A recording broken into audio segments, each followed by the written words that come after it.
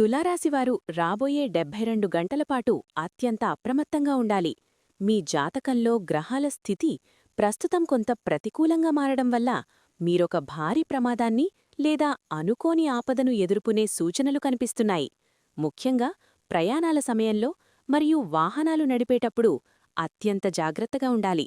ఈ 3 రోజుల్లో కొత్త వ్యక్తులతో ఎలాంటి ఆర్థిక ఒప్పందాలు చేసుకోకండి మరియు మీ వ్యక్తిగత రహస్యాలను ఎవ్వరితోనూ పంచుకోకండి.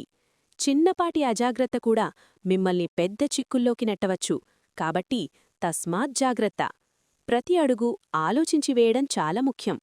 ఈ గండం నుండి గట్టెక్కడానికి మరియు గ్రహదోష తీవ్రతను తగ్గించుకోడానికి ప్రతిరోజూ వెంకటేశ్వర స్వామిని స్మరించుకోవడం లేదా కనకధార స్తోత్రం పఠించడం అత్యంత శ్రేయస్కరం. ఏదైనా ముఖ్యమైన పనిమీద బయటకు వెళ్లేటప్పుడు కులదైవాన్ని ప్రార్థించడం మర్చిపోకండి. అనవసరమైన వాదనలకు దూరంగా ఉండటం వల్ల మీ మనశ్శాంతిని కాపాడుకోవచ్చు. మీ తులారాశి మిత్రులను అలర్ట్ చేయడానికి ఈ వీడియోను వెంటనే షేర్ చేయండి.